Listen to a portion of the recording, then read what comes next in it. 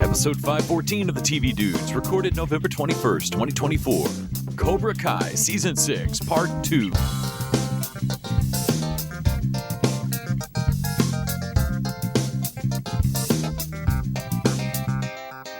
This week, we discuss what I was sure were the last 5 episodes of Cobra Kai, given that there's no trailer on Netflix about another drop, and I hadn't heard anybody really talking about a final season that was going to run to 15 episodes. But here we are. Yes, first you thought they dropped out earlier than they did, and now there's more than we suspected. A real underdog come back from behind story. I suppose so. Well, there's not more out yet, but sometime soon. Because again, I've not seen a trailer for when that is. We shall continue talking about Cobra Kai in the future. But also, we will discuss Cobra Kai today. It has always been Cobra Kai. SEKAI TAKAI. Before we get to that, I'm Nick. And I'm Les. And we're the TV Dudes. And you know Cobra Kai isn't all we watched. What else did you view, Nick? The Diaries of the Television Dudes. Brought to you by only the finest cocaine wine. Oh yeah, I'll strike first, you Miyagi bitch. No mercy, Nick. What is the TV version of a crane kick that I watched this week? I don't know. Honestly, I've been... Sometimes you'll be watching TV and your sensei from the back of the room will yell, "Nick, attack!" It was a little meta this week, other than, the latest Lower Decks, which was fun, dealing with like a demigod that is kind of like a mariner. Then you got your 15 seconds with Talin. Rough draft. Man, I'm so mad about... They don't... Like, TV Dude listeners, like, let me know, like, is my love for Talin out disproportionate with the fans' love of Talin? Because I feel like she's the best thing on the show now, and no one realizes it's definitely disproportionate with the writers' love of Talin. I'm mad she's been absent of like half the episodes in this season, and I'm fucking mad about it. The Vulcan ear makeup probably costs a lot to do. I did like Boimler trying to... Man, becoming Beard Boimler is his doppelganger's official name now. Yes, and his alternate universe pad. Well, I mean, it's different because it actually has a 3 centimeter deeper bevel. Also, it's red. Oh, yeah.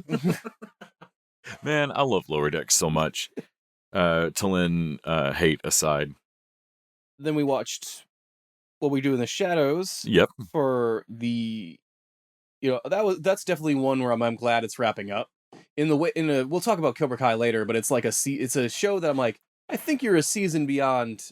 At least they're just doing a silly, hey everybody, any story that was left on the floor, like let's do all of them. Right, because like you said, they have forgotten about Colin being an energy vampire. Not that he's like doesn't have powers or whatever. They just don't use him to. He doesn't feed on people anymore. Yeah. Not since he got resurrected from the baby thing, I don't think. And I don't know if that's... Yeah, I don't know if I missed a line where that's canon somehow, that he doesn't need to feed much now, but it's just... So. We just aren't doing it. Because, man, in this first couple of seasons, the roommates were constantly catching him, boring them, and like, hey, stop it. Cut it out. Stop it. Stop it, Colin Robinson. Also... I'm not crazy. You reminded me of why I thought they were going to finally do Guillermo and Nandor as a couple. Yeah. Or that we were going to resolve that in any way. Well, we indirectly proved... We did that in the genie fucking... Yeah, the genie indirectly proved that Nandor loves Guillermo. Like, yeah, I want her to love the things I love, and she fucking fell in love with Guillermo. Yeah, his wife suddenly loves Guillermo. And I was like, oh, shit! And I didn't realize how hard I had cannoned that. Well, proof. In this episode, I thought the show was giving me there's proof. He starts talking about when he's with Shawnee's wife, because Shawnee is March Madness possessed by a fucking devil who just so happens to be into March Madness as well, like the devil that shows up and like, man, him yelling all the same shit at the same time Shawnee. Great pass. Like, oh no, he's gonna be like this for a while. They don't have a point guard to push it through, There's no big man, it's Kazanga. Oh my god. Now your bracket's fucked, son. But Nandor is taking care of the wife, and he's like, well, I've recently realize that I care for someone more than I had first thought, and I was like, oh, okay, here we go, we're doing it. And he's But talking no, about we're Christian doing- Shaw. Yeah, we're doing the guide, like because he hit the episode of the first season when Jerry was first here. Right. He was being all weird around her. Yeah. Cowards. I don't think they're doing it, but I'm deeply holding out hope that it's a bait and switch and everybody's going to grab Nandor, like in the house is going to grab Nandor and like, hey, so you like a GUI something, but I don't think it's the guide. Like that they're going to have to like shake him and like, hey, you don't have to prove anything. Just go hit on Guillermo. No, I feel like that was But I think they're just doing it. That was a storyline that they were setting up in previous seasons that someone nixed in this season, and I'm upset. Like no, why all of a sudden did you get gun shy on this? Mm-hmm. But yeah, I caught the franchise as well. Oh yeah, which is latest episode was a location shoot, which I thought was great. Like you think it's a chaos and everyone is burning the candle at both ends, but you don't realize they have a home court advantage on set. And the location shoot is like they have to use local demolitions expert. They're going to blow up a bridge. Like they're going to blow up a national landmark of where the fuck they are. And yeah, and you said like there's like a serious language barrier between. Like, yes, the blow up will happen. Like it's like it's one of those things that like, man, I don't mean to be racist about it, but I need someone with a little bit better English. It's nationalist. Like I don't need a language barrier talking about the explosives for this. Right, like, the explosive. They're trying to get, man, it reminded me of Henshin so bad. They're trying to get things done before one of the health and safety people figures out that there's a bat here. And one of the bats is like, it's hurt and on the thing. And he's like, okay, well, I mean, it's basically dead already. It's not dead. It's moving. And he just throws it into the fucking river. It's like, okay, we're drowning bats now. Like, oh no, it's stuck on the branch over there. Oh God. And so he gives it AD like, okay, here, throw rocks at it until it goes down. And she's like, okay, so is that what we're doing now? Like, is this what we're making people do now? No, this is what I'm making you do. You also help get in on this and grab a fucking rock. that bat needs to be dead before. It's not like a new thing we're doing. It is a specific thing you're doing right now. And it was like one of those like heartless, like, no, but this bat is about to cost us like $1 million.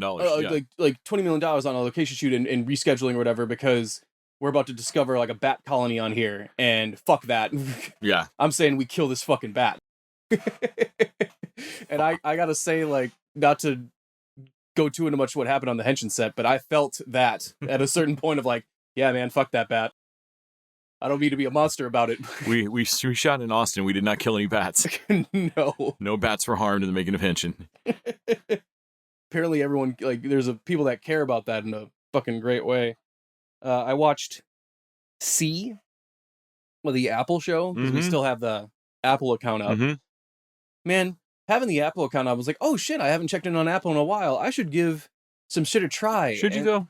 And I realized that, like, dude, Apple is fucking... It's not terrible shows. They are prestige boring, though. I thought Amazon Prime had that locked up. I did not know Apple was going to come hard for that throne. C is a fucking Jason Momoa led. Well, they move very slowly but deliberately, so you don't see them coming. They're just on the throne. The show is about Dave Bautista running a basically a society and having Batista? No, sorry, Momoa. Bautista's in it later. Really? The cast is like, I think. I had no idea. I knew Momoa was in it. Yeah. Memoa or Momoa? Don't remember. Whatever they called him in Metal Storm. Metal Storm. It's high noon at the end of the edge of the universe. At the end of the universe. Yeah. The premise is actually pretty good. It's one of those shows I'm like, wow, plot-wise, this is actually pretty interesting, but character and story-wise, like, I don't give a shit about anybody. It's about Momoa's new bride, whatever, was a outcast that came into their tribe already pregnant, right? Okay. And she has these kids, and all of a sudden the things these called witch hunters are attacking them. In this universe, everyone in it can't see. Everybody's blind. Everybody is blind. No one can see. So the way they get around problems is super cool. They fight, like, of course, because humans are going to fight wars, seeing or not seeing. But how they fight is really neat. Like, they spin, like, whirly, like those, like, you see in Australia, those out back, like those whirly things, so that when they can hit things, and you can tell that they know their environment, like where a tree is supposed to be, and so you get great. Every fight is a stealth match, even though you can see everyone involved. Right. And they build from our view with the camera, there's just a bunch of people standing in a clearing. Well, they build a wall, like it's just a bunch of rocks with labeled on it. They can't really build a huge wall, but the wall is so debilitating to the other army because they just walk up and just get fucking nailed on. I'm sorry. It just, oh man, it just sounds so mean. I mean, like you've got a blind society. No, it's blind people. It's blind people beating up other blind people. It's fine. Like, it all balances out because it's blind people doing it to blind people. You've been put up for the death penalty for the sin of leaving a plunger in the toilet. And they basically like the other side has ladders that build up, and that changes the match again because the ladder. I was thinking that, knock down those ladders, and then I'm like, they can't see them. Right, you'd have to accidentally come across it. You have to figure out, and Momoa figures out where they're coming from, the flow of bad guys as he wades through them to figure out where the ladder is. Right, you're feeling for concentration. Okay. Yeah, man, that's fucking cool. It's really cool. I can't tell you how no character has almost any personality you would care about. Like, watching the first episode was probably at least a few minutes of like, damn. Yeah, it was really neat. I would highly recommend that first couple minutes. Also, they have a traitor that can betray them on one side of a bridge and them not know about it on the other side. Okay. Because it's far enough away where they can whisper. Okay. Like, yo, you guys left me behind. Oh, okay. I guess come along, even though he's right there with the enemy. Like, they're sitting right there. But the kids the woman can see. Because she had a sex with another dude that could see, like it's a genetic thing he passed down. Okay. And you realize this is so that dude's God, right? This is our Earth. Everyone used to have this ability. They show it's in the structures. Future. It's in the future. And eventually humanity lost their knowledge of a lot of shit based off of not being able to read or like store. They can't store info. They don't even have Braille. Yeah, so there's no written like it's all just going to be oral tradition. So you have to explain what sight is to people that don't know what that is. Right. They've lived in generations. Their grandparents didn't know what sight was. Right. All it takes is like 3 generations. So you'll lose. There's legends of witches that had a third eye, that like could see into the spirit world or whatever. I'm like, no, bitch, you're talking about eyes. You just mean eyes. Like, you just mean eyes. Like, and they're talking about, no, they can, it's like smelling sound is what they say. Like, that's actually pretty cool. And I'm like, given the information they have, that's the best they can describe what seeing pretty is cool. like. That's pretty cool. I may watch 5 minutes of this. Yeah, at least to like get an idea so you could write a better version of this story, I think.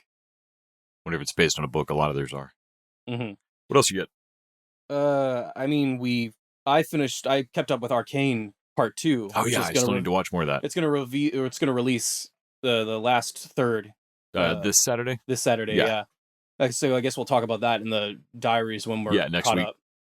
Up. But yeah, the second part is very much the Dark Knight or Empire Strikes Back of, big falling out between Caitlyn and Vi, and now like Caitlyn's going full fascist, and Jinx is basically pushed into being a revolutionary.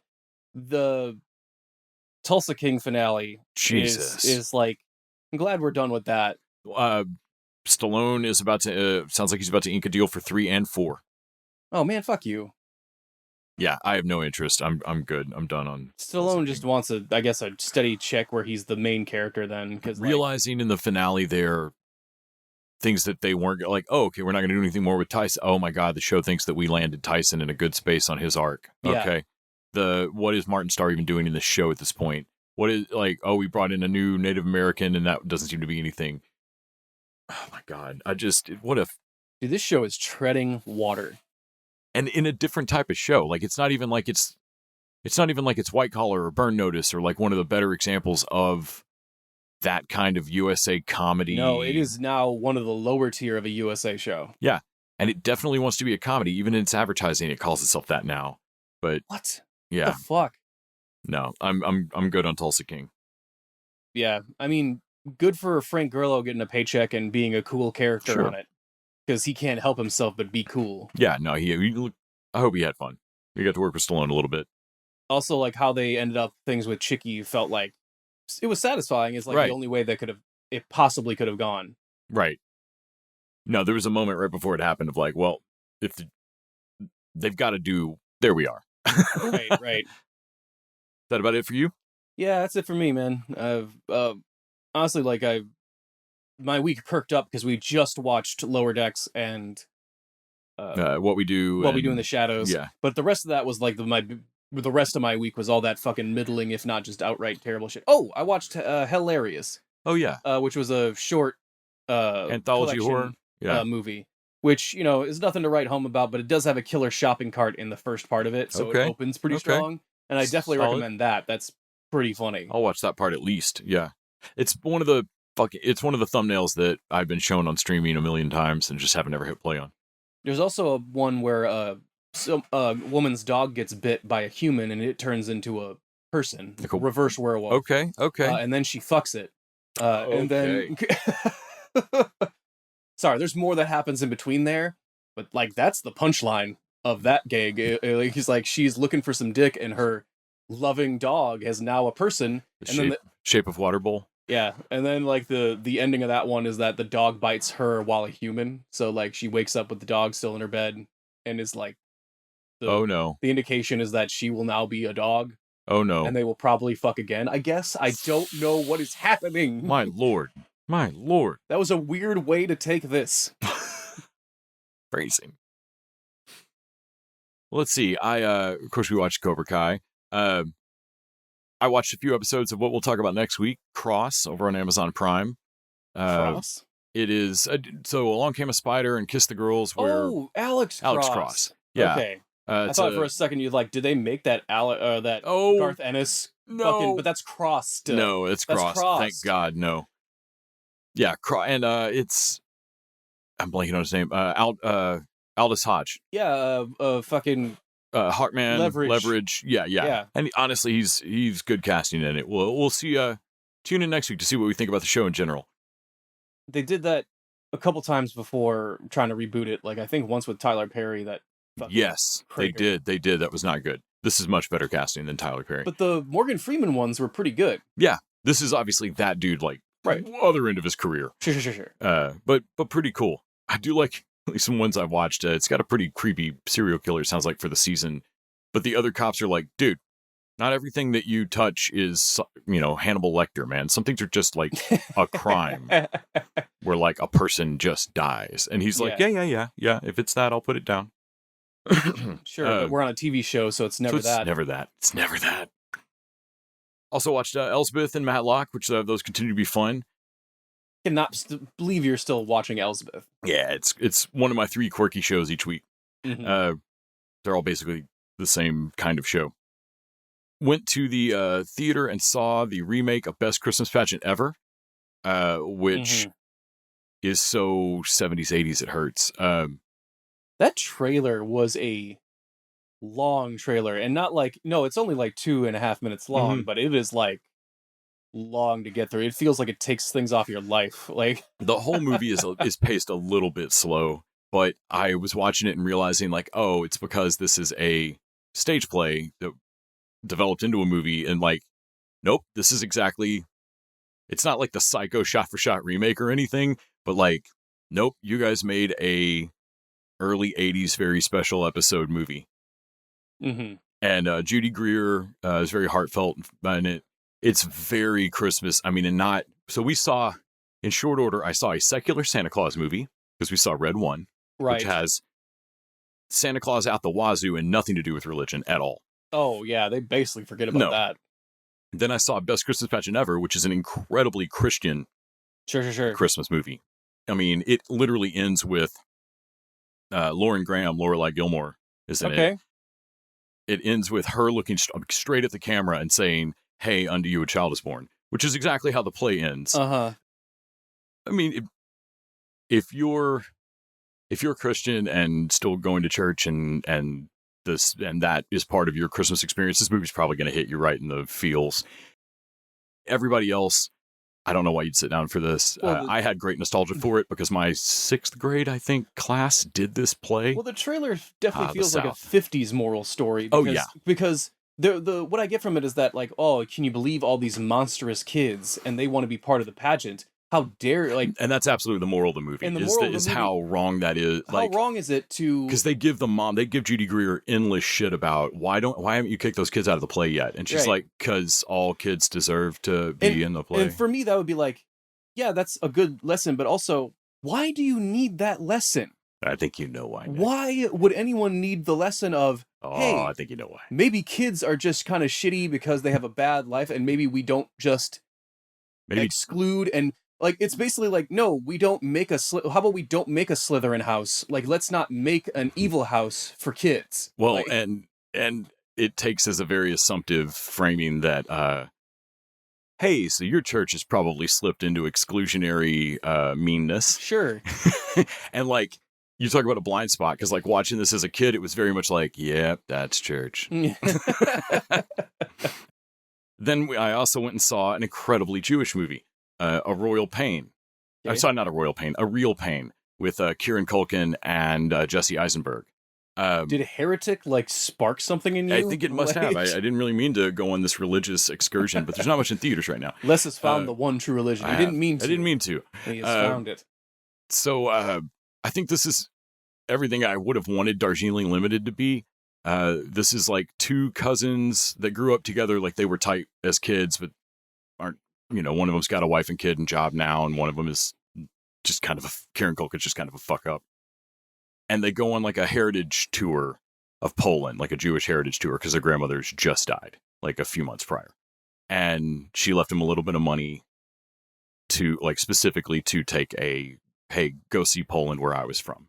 Mm-hmm. And so they end up on a Jewish heritage tour. And it's basically geriatric. Like, everybody else on there is over 50 or retired.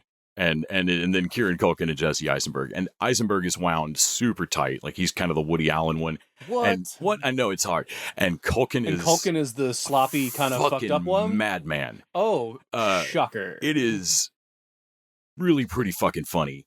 Like, parts of it are outright hilarious. And then in the middle of it, they tour it's funny in between all their tour sites, because it's a fucking heritage tour of Jewish people in Poland. Almost every site they come to is a commemoration of something terrible. And then they visit a concentration camp. And I mean, I cried.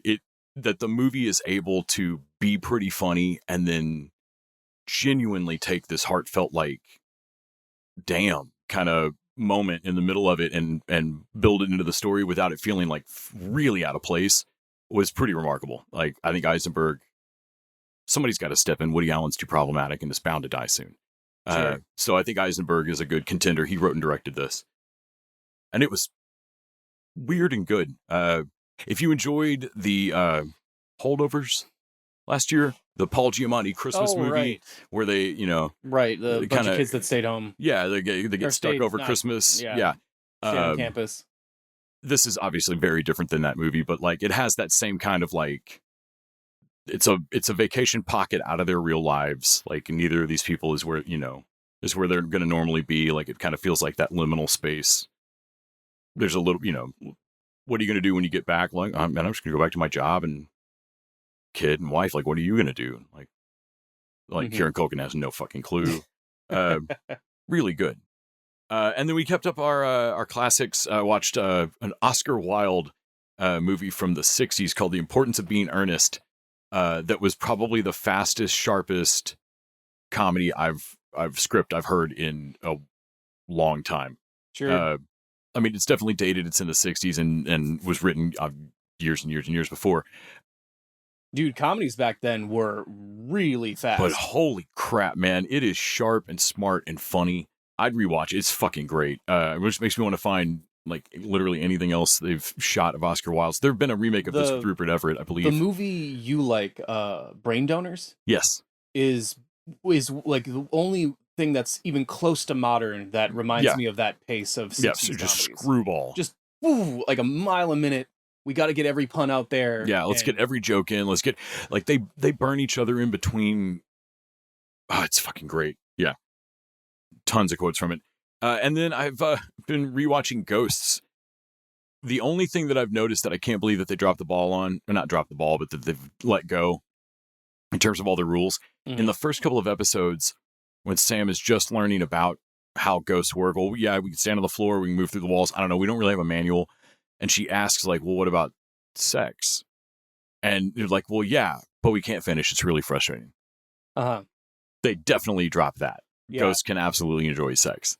Because otherwise, I mean, like, that's hilarious in a line, but then the show continues on. Well, the show realizes that, like, shit, we've kind of written out a whole segment of gags. That would be hilarious. Yeah.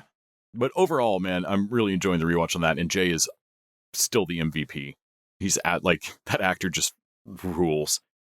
Also, there's my favorite gag on the entire show is when Jay gets left out of the conversation or doesn't know what's going on in the room at any moment because he doesn't see any of the ghosts. And so Sam's constantly like involving him in part of the conversation and then just leaving. And he's like, we're not going to catch me up on how that ended.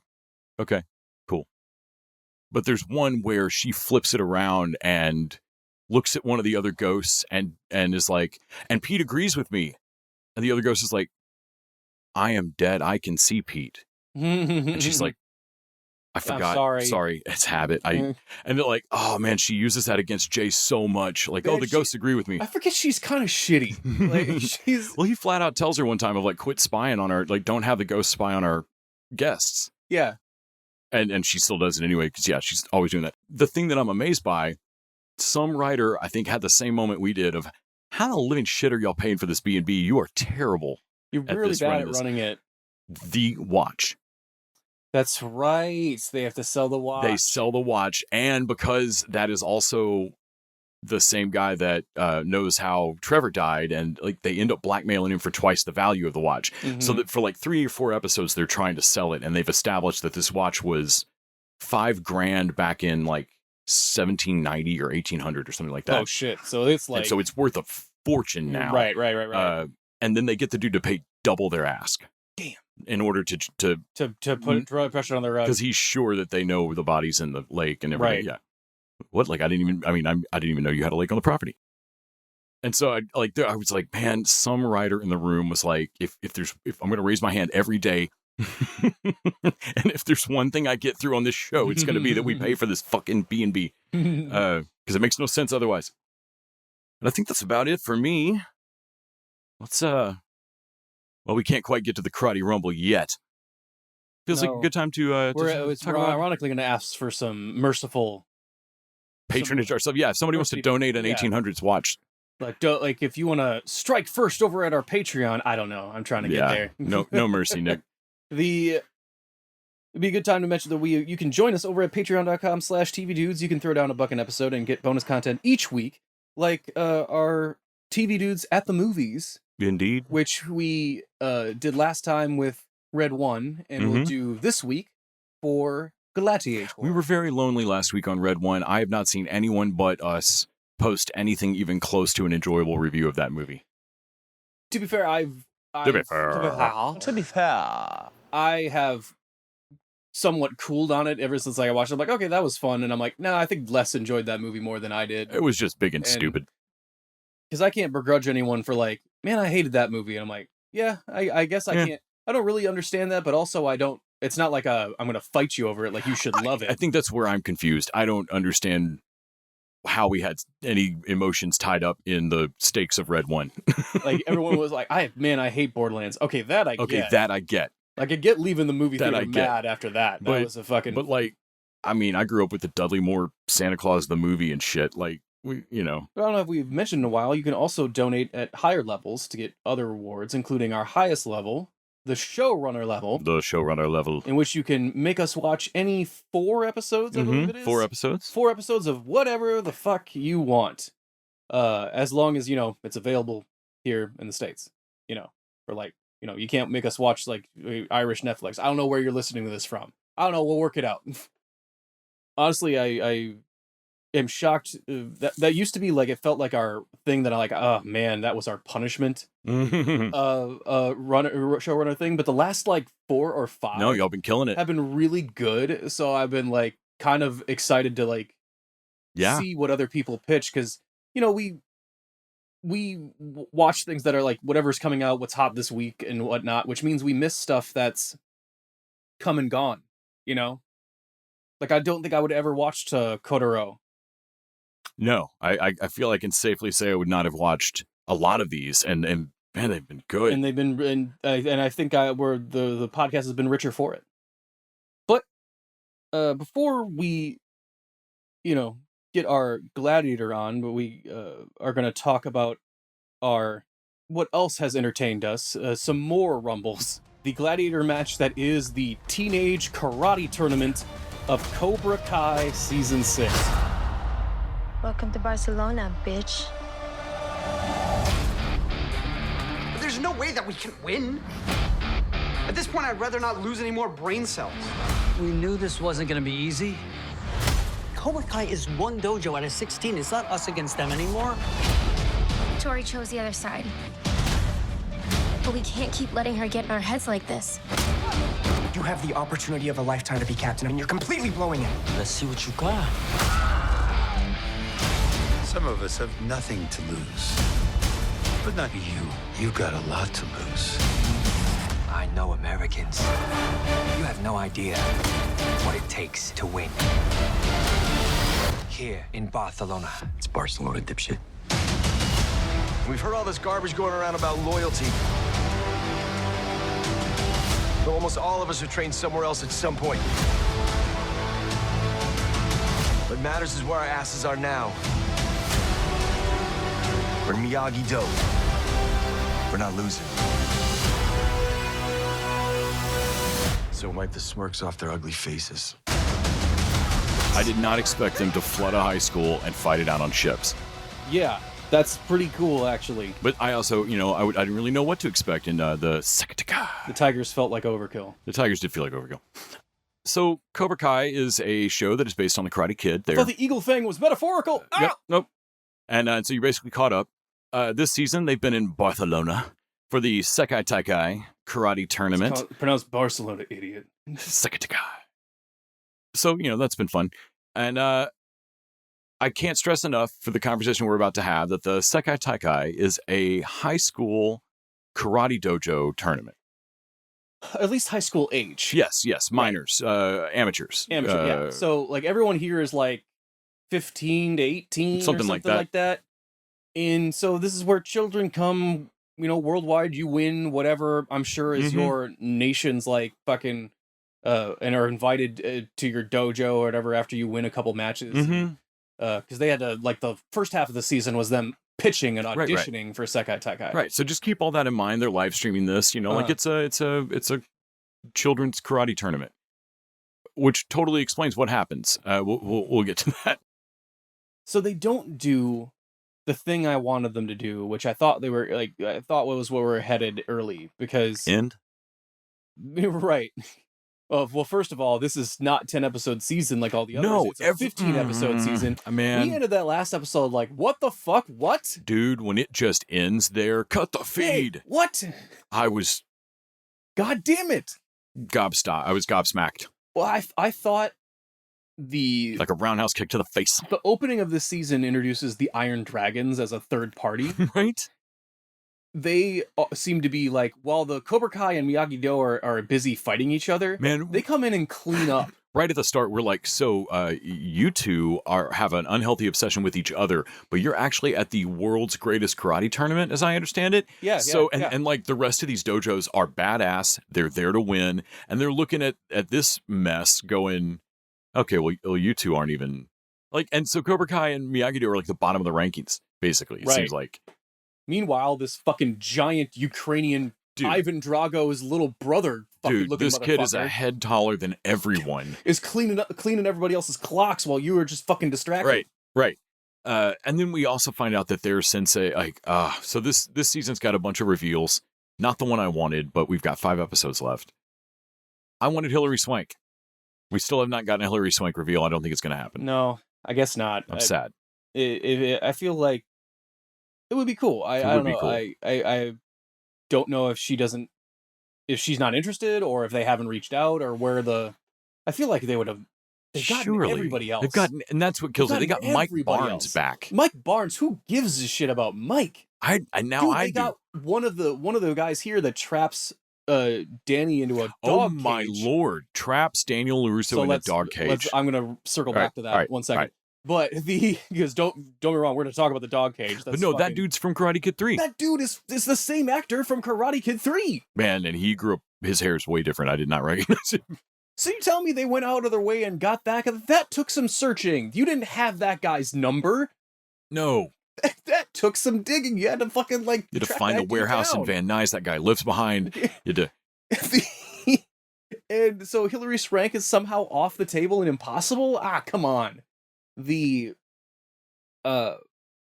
So most of the season feel like, or at least the first couple episodes are just professional karate tournament. It feels like Miyagi-Do and Cobra Kai have brought a disruptive element to this otherwise professional, right, seemingly sane karate tournament. Which really fits. Like, they're off balance because of this emotional, personal vendetta.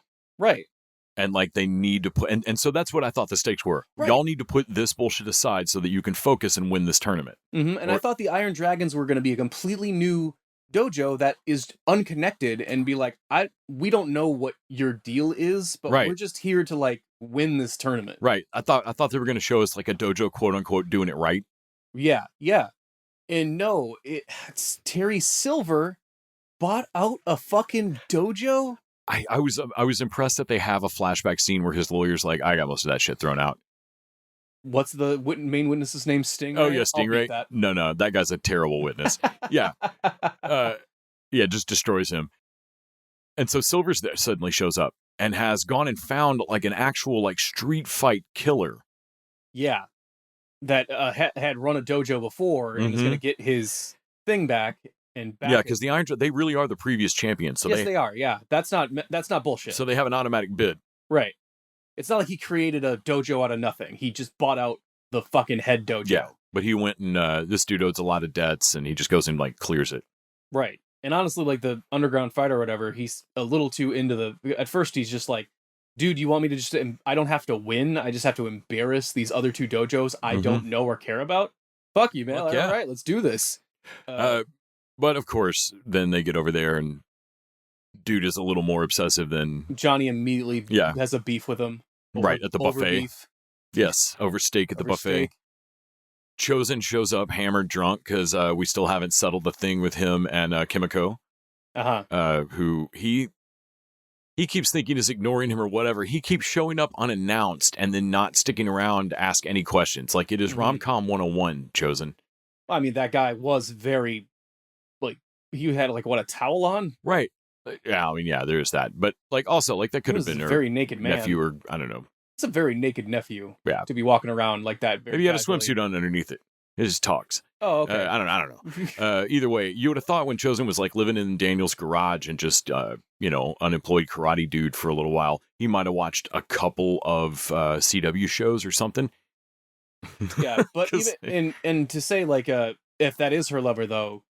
Chosen, the correct move is to walk away. Right. Kimiko is pulling go Kimiko. Like, holy but also, Chosen has a love interest too. Yeah, the head for yes, what's her name? Damn it, from the actual head of Cobra Kai, which is not good that I don't know her Evil name. Evil ponytail woman.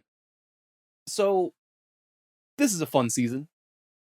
That is the best you could put that. It is a fun season so far. When it actually gets crazier, I get a little disappointed at first, but then later when a just rumble breaks out, I'm like, you know what? This actually helps distract from the treating everything like it's an insane karate match was actually helping out the previous seasons in a way I didn't realize. Right.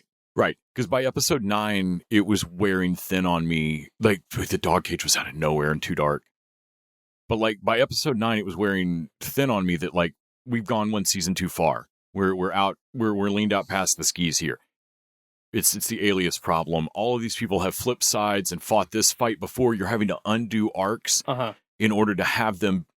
Like, Johnny has to forget whatever he just kind of learned. Because you can't let him progress past the dumbest human being on the planet that he is. And then Daniel is just so consistently like, but Mr. Miyagi was perfect. Yeah. And like it's just gone. It's gone one too far. Well, at least... and then a massive karate brawl breaks out, and I'm like, that's how this show works. I forgot. Yeah. Well, I think they're saying that Kreese coming back after being gone for a while is what's fucking up Johnny. But also, that's what the fucking the second season was about. Right. Him showing up, like, Johnny's already been through this. Right. And yeah, like, he fucks up their chances at the first match of just, like, attack first. He tries to go, every time he gets pushed into a corner, he tries to do more Cobra Kai. Even though that's never worked for him in one fucking instance. Because his idea is like, well, just do it harder. Right. And, this season's all about, they need to practice together and figure out how to, like, wait and listen and strike hard. And, like, it's a dueling philosophy, but if they can find a way to meet in the middle, it could be something really special. The reason I think it falls down is because Tori is the only one on the Cobra Kai team we actually give a shit about. Like, everyone else, they're just kind of mean kids again. But also, Tori is like, dude, Tori, what are you doing? Like, you're following Kreese even though you know he's a scumbag, and she's wiffle waffling the entire time. And that's my main problem this season is I don't really believe that Tori believes. So, like, we just got her. She's just over there doing the motions for this plot, and at the same way, I don't really believe, like, the show wants this. We've got to meet in the middle between Johnny and Daniel, Miyagi, and whatever Johnny brings. Johnny doesn't bring anything. Yeah. And that becomes really apparent in the show when Cobra Kai exists separate from Johnny in the show. Whatever style Johnny's bringing to the table is their style. Yeah. And they're now, again, the enemy, like there's no blend there. Eagle Fang is not a thing. Well, Eagle Fang is Diet Cobra Kai, and will never win against Cobra Kai. And Johnny kind of had that moment last season, it seemed like. I also like showing that Cobra Kai is also the Diet Iron Dragon, or wherever it's called, because they beat their students. Right. And for what it's worth, if that's your way of training, and the most suffering and most extreme gets more results, then they suffered more than you. Therefore, they are going to beat you. And that's just not me. So, like, this meeting halfway and blending the styles, I don't think the show really buys it. Or at least they're going to have a hard time landing that. And we watch things sometimes, we're like, well, you guys, heretic. Like, I think the writers believe one side of this argument more than the other. Right. Because the character that has to argue the other side, her lines are weaker. And I feel like the same way here of, like, I think the show wants there to be a fairness between Johnny and Daniel, but Johnny's so consistently a dipshit that, like, really, to me, the only logical thing to come out of this is for Johnny to become a better person, which is to become Miyagi-Do. Yeah, because we have to realize that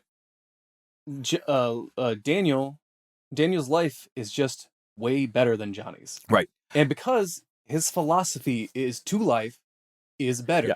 Like, it has produced results. And maybe the thing, like, something I would believe that Daniel misunderstands is this idea that Mr. Miyagi's was always this wonderful man. He can't get around that. Like, and that Miyagi-Do's for wonderful people. Because Johnny's been terrible sometimes. Well, he has a hard time believing that, hey, maybe there was a point where Miyagi wasn't too different from Johnny. Right.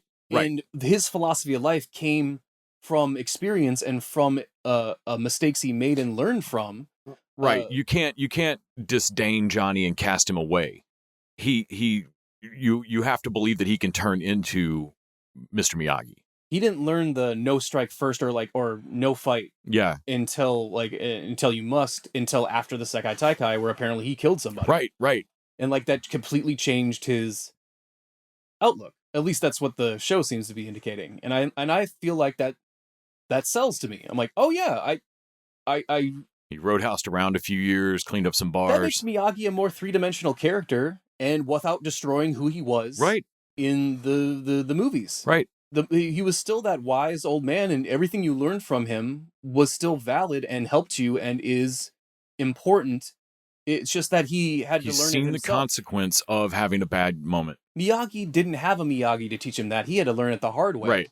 So like Daniel is like doesn't realize that he's getting the good parts of Miyagi without having to really. It makes this into a generational immigrant story. Yes. A little bit. No, I do love it, Johnny. Like, wait, like he said, no fight or whatever. Like he was your sensei and you loved him and you never fucking taught him better English. Like you never corrected that? You never fucking helped him out. Okay. All right, fine. No, that's cool. That's you. Well, also Johnny has to like get into a fight on the airplane, and Miguel has to like be mad at him for a minute, and Miguel is just I'm right this season, Mm-hmm. which is really funny because he's the only one that's carrying the team at first. They bring Kenny back for a minute so that we can at least get some Kenny. That is the weirdest. Like they fly home and get Kenny, which takes like a day, and then they all fly back. And I don't know how the timeline works. No, on that. I don't. That don't. can't work. It's insane. Did they pause the Sekai Takai for a day? Like that? It's a Kenny. Yeah, they just went to the bosses. Were like, "Hey, man, we got to go get Kenny." And they're like, "Oh yeah, Kenny." Wait, like you're gonna run to the store and get Kenny. And like what? we have it out between Anthony LaRusso and Kenny, Kenny still thinks Anthony caused the shitting. I also like that Anthony gets makes the sacrifice play, falls on the grenade, and like, look, I'm gonna shit my pants. And he's, oh man, I love Kenny gets the phone call from Devin apologizing and admitting that she did the shitting to him. And and then like we can see, and the whole time I was like, I'm going to turn the show off if they don't show Anthony still drinking that bottle in the background. And he finishes down and it was like, there, man, I did it for you. Are we cool? And good on Kenny for being like, yep. Yep, we're cool, man. Like, there's no need to take that away from him. No, not in the moment. He's going to find it out later. Like in Anthony's mind, the only solace he's going to have in the next couple hours is going to be this is a noble thing. This was a noble thing I did. Even though I know I didn't do this and you know I didn't do this, but let him have this. Yes. Just let him be the hero of his own story for a minute. Oh my God. Yep, we're cool, man. You definitely had to do that because there was no reason. It's unnecessary now. So we mentioned LaRusso in the dog crate.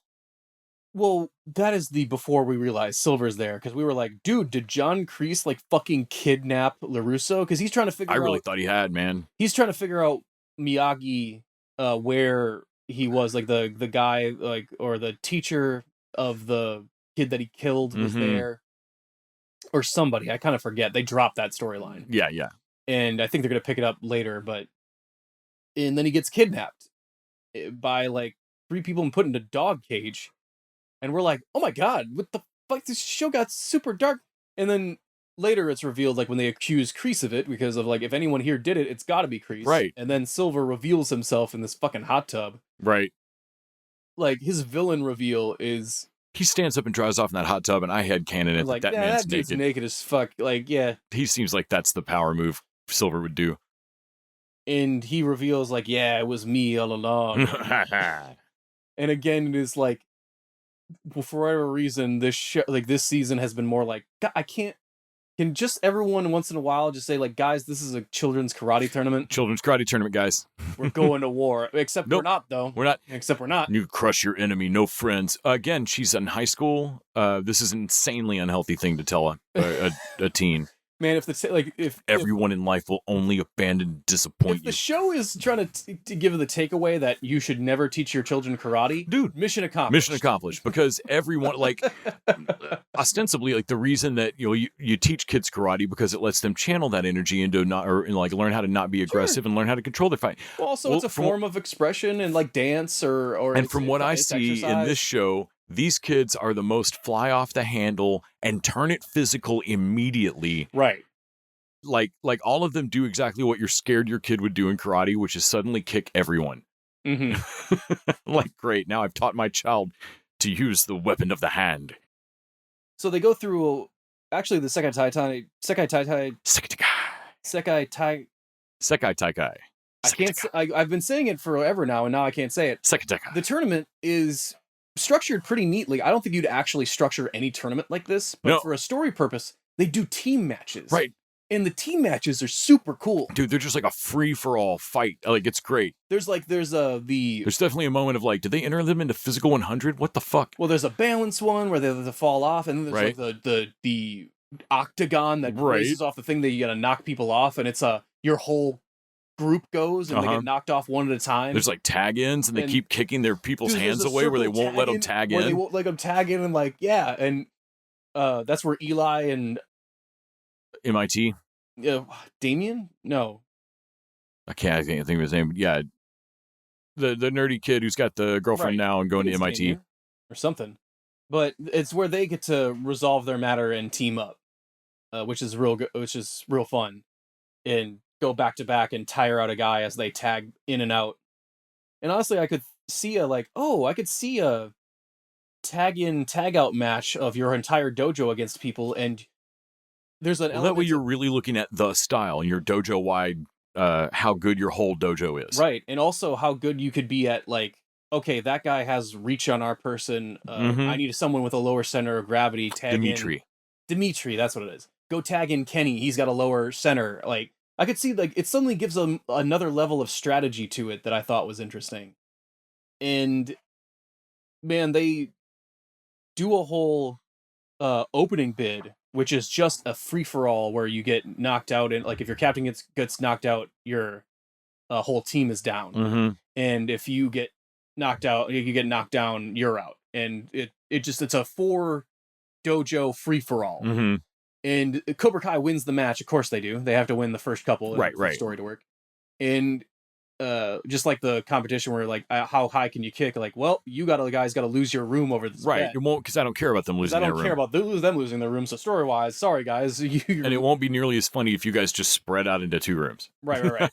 That's the introduction to the Iron Dragons, which is great because they haven't lost a single member. And then Cobra Kai comes up to them with their 3 guys left. And then the Iron Dragons, everybody but their captain takes a knee and walks off the mat. And I was like, oh shit. And then their captain fucking whoops ass. Their ass. Yeah, dude. Like we came out of that going, so the Iron Dragons just have to win the Sekai Takai, right? Sekai Takai. And well, they get involved in a street fight later, and hopefully it's just because they're drunk, but the Cobra Kais get a flying kick on him. And I can't describe to you how little it does. Oh man, he kicks straight into straight into his chest. A move that we've seen down other combatants. It barely slides him back. Oh shit! Like you have fucked expected that to do more. Right. It's that moment where you punch somebody in they punch somebody in the face in a movie and they just like look back at, like they don't move their body, they just look to the side and look back. Yeah, it's like Krampus slap. Right, Krampus slap. Well, And of course we've got Zara, and like there's Robbie's distraction, and there's a lot of stuff this season that is done in every season of Cobra Kai. But I don't care about the I didn't care about the Sekai Takai Barcelona competition quite as much. It feels like more like a real world, like their petty squabbles feel pettier on the world stage. And I thought that's what they were kind of going for. Right. Like, that was going to be the main But it makes the show a little weirder. But eventually that's not what they're going for. Every karate person here is a psychopath. Yes. Just waiting for their moment. Well, and that brings probably the last thing we should discuss, how this season ends. So again, we're at a children's karate tournament that is sanctioned and live streamed, and parents are watching it with other kids from the dojo at home, eating pizza at a pizza party, watching a children's karate tournament. You've said that a lot. Like it's going to be important in a moment. Because one of the teams that's been thrown out, which is how Cobra Kai could get back in earlier in a little plot twist, is the Russians, who are doping in a very Olympics scandal kind of thing. And the Russians swear they aren't. I would lay money down it was Terry Silver that did that. But who's to say? Either way, the grown adult male coach of the sensei of the Russians steps out of the shadows. Well, so here's the lead up to it, which is that it first seems like it's just going to be it's the match between Robbie and fucking Iron Dragon. Right, giant. right. Yeah, Drago. Like Iron Drago. And the fight's not going well for Robbie. No. It looks bleak. I mean, we didn't really see how it was going to go. No, but Drago is a machine. it was like Robbie was not doing so great. And he gets hit into the Cobra Kai because of course they're all standing around in this weird like fucking octagon fucking Kumite circle or whatever the fuck it is. Like and you're supposed to like throw him back. And of course Cobra Kai fucking puts an elbow into him, and like everybody sees it. Everybody sees it. Miguel comes charging out. But also Robbie takes a shot at him like, you pieces of shit, like you fucking cheap shot, and hits it back. Suddenly Miguel pops out onto the fucking mat, and then Iron Drago is like, and fucks up with him because he likes Miguel's girlfriend. Tori comes over to like, hey, to break it up, and what's her name seems to like also be ready to go. So it seems like there's going to be a cross rumble between the Iron Dragons, Cobra Kai, and Miyagi, or at least the combatants there over this. Yeah, and that's what we think's about to happen. Is like, well, you three dojos are kind of crazy, right? And then the main announcer slash he's the guy that came and judged them. Like, he seems to be the dude in charge. What his position is, but he is in charge. He's got the squarest head. Yeah, he's definitely in charge. He's about to he's yelling like, "Oh, whoa, stop this! This is ridiculous! What are we doing here?" And he gets out of nowhere. He gets knocked the fuck out. Smokey jumps down over him Friday style. Like, you got knocked the fuck out. Some Russian fist comes out of the side of the screen. I was like, what the? Where did that come from? The Russian fucking karate term is like, drug test for this. Right. I was like, wait, were you Das Vidanya, bitch. Were you off to the side in the backstage waiting for an opportunity to do this? He ran forward with his fist out, I bet. And he throws up his arms and yells like, yeah! And then just everyone... It's like Belushi yelling food fight in Animal House. Everybody. Like, and not just everybody, all the dojos, the Irish one, the fucking Brazilians, everybody breaks out of the crowd. People out of the tournament already. Everyone. The senseis are fighting. The fucking they're kicking the shit out of the judges in the tournament. We're gonna assume that everybody paired off in age appropriate battles because no, that's impossible. There's definitely adults hitting children in the face hitting here. Children on live TV. Yes, all of this is streaming the entire time. Kids the whole time. Man, kids at home are just eating pizza with two of the kids from Miyagi-Do back in California, one of them looks at the Big Bert, or one of them looks at the other one and is like, we should be there, man. We've got Mad Rumble experience. I mean, they're not wrong. They're not wrong. They'd be like, man, I've been in 2 karate brawls. Honestly, they should be like, hey, see, he didn't protect his 6. He doesn't have anyone to protect his 6. Rookie move. Yeah, see, I'm 15. I've already been in 3 karate brawls. You need me there. And, oh, man, I love that Mrs. LaRusso is just to the side getting her phone out going, how does this keep happening? She actually says that line. It's awesome. Because, honestly, this breaks out into, how can they possibly continue this tournament after? So the SEKAI TAKAI is over. As a tournament, this is over. It's done. This is like a 75 or 100-year-old tournament, some shit like that. And I thought that before the knife came out. Oh my god, I forgot about the knife somehow. But this is honestly, it's a great story device because there's not awesome. enough. It's not enough matches left to do everything we need to do and solve all the rivalries. And we've seen this knife for a while. It's been in several episodes. Kreese has had this cool knife. But in the brawl, everyone can pair off into all their character arcs and things they need to resolve. Yeah, because we were discussing there was no way within the SEKAI TAKAI rules to have everybody pair off with who they need to fight for their story arcs. Right. But in a brawl, you can. And so, boom, everybody pairs off and has their great moments. And good for you, Cobra Kai, in making the brawl a shock again. Right? The thing that has happened... Dude, when Kenny runs up to the 2nd floor, and I'm like, oh my god! Oh no, we're back here again. Right? Hey, be careful. Sometimes they fall off these. Right. Sometimes these end pretty terribly. So we think Kreese is going to sneak a knife out and go in the middle of all this. Everybody's definitely finding their personal grievances during the melee. Dude, everyone was... it feels like everyone was waiting for their shot to settle. Oh good, I've got cover to come whoop your ass, settle bitch. grudges. Yeah. So Kreese pockets gets his knife, tucks it in the back of his karate belt, and goes to find Silver to stab this motherfucker. Mm-hmm. And loses that knife immediately in the karate brawl. Well, you probably shouldn't put that in a loose gi Maybe belt. Hold it in your hand. Motherfucker, Right. Also, man, put some pockets on that. I don't know. Or also, maybe you don't need a knife. Aren't you supposed to be a human weapon, Right. you little Do it with bitch? my bare hands. So that's what he ends up having to do, is just fight Silver. Silver about whoops his ass. But in the meantime, that knife is just laying on the floor out there. Yeah. And Quan, the shithead of all shitheads in Cobra Kai, picks the knife up and goes to fight Iron Drago. Well, I mean, Iron Drago is whipping his ass. Like, Oh my lord. Oh my lord. Like, you thought he was kicking Robbie's ass? Like, he embarrasses Quan. He punches him into the camera that cracks. Right. It's great. And that's when he comes up with the knife. But I was unprepared. Like, Daniel sees the knife. I thought Daniel was going to get stabbed. I thought Daniel was going to get stabbed, or maybe the Russian kid would, like, use it on him or, like, and take it away from him. And, Right. And fucking feed it to Quan. Yeah. But no. No, it's just an accident. Yep. Quan comes up to a jumping, like, kick.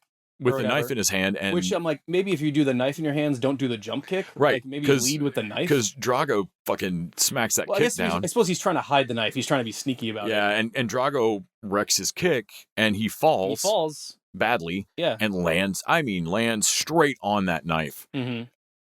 And, I mean, I don't know who gets the points there. Quan defeated Quan. Right. But well, I mean, 20 points to a knockout, which I thought was also like, okay, so you're encouraging these kids to knock each other bounce out. their brains off their skulls. So Quan is, I mean, it's a lot of blood. Like, Quan is dead. Well, he rolls over and his eyes are open. I'm like, okay, even by TV rules, Dude's dead. He's gone. And I like the, like, hush that falls over the Karate Rumble. Of, like... Cut the feed. Oh, yeah, and then we end on cut the feed. Well, I mean... There is, I do respect it, because it happened before. My jaw dropped when we Miguel, went to well, the fight stopped when Miguel fell, right, and broke his fucking spine. Right. I do like that. There's a moment where it can be shocking. Whoa, guys, man, this is a Karate Rumble. Calm down. Like, people have to be remembered that you can get hurt, right, in a fight. That this is like incredibly dangerous. Yeah, and man, when he yells "cut the feed" and it goes to black, and that Cobra Kai logo came up. Like, what? My jaw fell open. You bitch. And then we had to immediately go online, but I couldn't believe. Yeah. Normally Netflix would be like, more episodes coming November, whatever, December, whatever. We had to go look up online. There's not even a teaser or anything for this next drop. No, man. We had to go look up online that it's 15. Mm-hmm. Yeah, honestly, like, good on them for ending there, because like the Karate Rumble made me remember why I love this show. Right. Honestly, it arced it back up. But also the point of the show is worse, which is weird, because the thing I liked about it, at least when it was less Cobra Kai, was the fact that, oh, no, regular karate practitioners don't take this that seriously. Right. But now it's back to, no, the world, like, anybody that has learned karate has some sort of weird demon in them. Every dojo is a cult. Yeah. Yes, and, which I think is a weird point to the show, like, right. but also more entertaining. But right, like, but at the same time, I really wanted them to show up to the Sekai Takai and look like psychos. Right, I thought that would be, and if honestly, I realize now that they weren't. The reason that wasn't coming off is because they weren't doing that. No. I was headcaning that in. I actually don't know when these next episodes drop, but I will be watching the rest of them because we're 5 away from the end of all my Karate Rumble dreams. Until 2025, when we get the next Karate Kid movie, which will have both Ralph Macchio and Jackie Chan. Right. I'm assuming that they have to go back to Valley. They can't do 5 more episodes of the tournament. There's not enough of the tournament left. I don't know what they're going to do. Also, story-wise, you feel like they have to finish the tournament, but they have to go back to California. They can't end the show in Barcelona. But practically, you can't continue that tournament. No. You killed a child on a live stream. There's no way the Sekai Takai continues. Like, it's just no. Yeah. In fact, I would be like, no, we're never having another one again. Right. Like, you managed to destroy an entire, like, a generation's worth of a tournament, like, of martial arts tradition, and Cobra Kai and Miyagi-Do have managed to fucking destroy right. the first time they show up. Like, you should have sped the first bid you've ever had. I should mention that when Quan died, I did laugh very hard. Yes, same. Which was weird because I was concerned when he got hit in the face. Right. Like, hey, we were so mad. We're like, it's like 3 minutes went by before we checked to see if Quan's okay. Quan fell on a knife. I'm like, that kid's dead. Good times. Safety regulations. Well, I think that probably wraps it up for us this week. Tune in next week. We're going to talk about Cross over on Amazon Prime. We're going to try to keep an eye out for when the rest of the Cobra Kai drops, because honestly, I have no idea how they're going to split it or what they're going to do or where they're going to go or how this story arcs back up. It's the most exciting thing Cobra Kai could have done for me is that I don't know what they're going to do with 5 more episodes. Right. So we'll see. We'll also see if the little bit I watched Across, man, he is such a cop. We'll see how this plays. But until next time, TV Dudes out.